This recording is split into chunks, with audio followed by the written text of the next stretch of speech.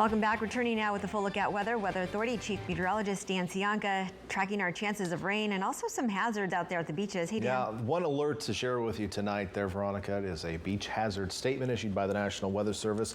A long period swell arriving tonight will stick with us tomorrow and will allow for an increased chance of sneaker waves and rip currents. Will be a little dangerous out there near the coast. They kind of sneak up on you, just like the name says, in that some of these waves have a long period in between them. And you might be looking at a fairly calm sea, standing around on the rocks, the beach, etc. And next thing you know, a big wave just comes up and washes you in.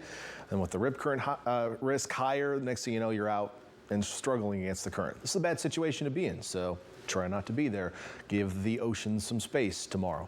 As for tonight, temperatures still pretty mild out there. We're in the upper 50s to low 60s. Keep in mind the sun is still up, and it will be until around 7:13 tonight. Our sunset now later, courtesy of daylight saving time. It's the one thing I guess you could be happy about with daylight saving time, later sunsets. The sunrise also later, by the way, so it's darker in the morning when you get up. We don't actually get an extra hour of daylight.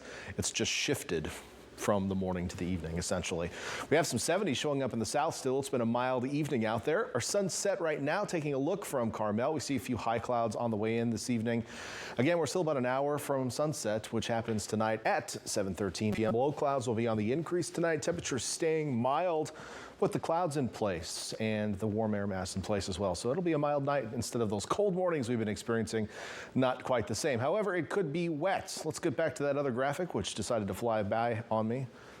Show me that last. There we go. High pressure off to the south. This is still warm air in the front of this weather system, but you can see the band of clouds stretching all the way from British Columbia well off Southern California coast. Now, because this ridge is still sitting here, it's going to be pushing most of the energy off to the north. So we're going to catch the tail end of this, which tries to sneak by around the ridge tomorrow. And it could be enough to give us some light precipitation. I don't really have high hopes that we're going to see much from it, though, to be honest. And I think impacts are going to be very low, unfortunately. Or fortunately.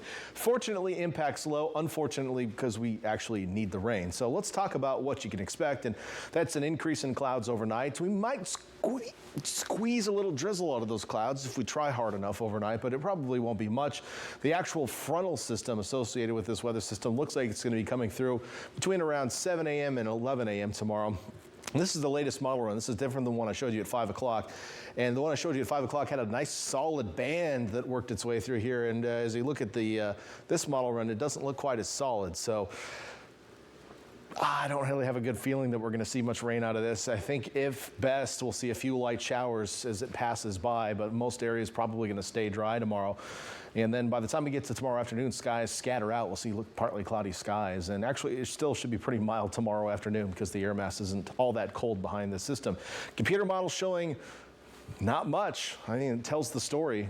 1/100 of an inch here or there. That's not going to really do anything against the drought, and barely enough to put much moisture in the soil and the plants. It isn't going to evaporate immediately once the sun comes back out. But I digress. Temperatures tomorrow, as I mentioned, fairly mild on the backside, so we'll go through these quickly. 67 in Santa Cruz tomorrow. Watsonville to Salinas also in the upper 60s. Hollister at 69 tomorrow. A little cooler around the Monterey Peninsula, where you were in the mid to upper 60s today, looking more like low 60s tomorrow. Monterey at 62. And then down south, a few spots still may find the 70s in southern Monterey County, but by and large will be in the mid to upper 60s.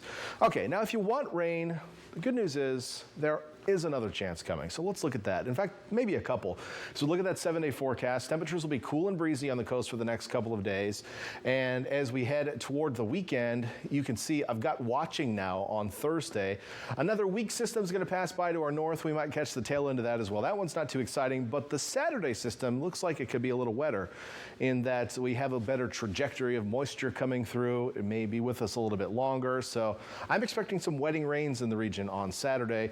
It doesn't look like a big storm, but something that will put some moisture in the ground, which we desperately need right now. Inland areas also will get that chance of rain coming Saturday. In between now and then, will just be somewhat mild and breezy for this time of year. Veronica? Not too bad there. Hoping for the rain. Thanks, Dan.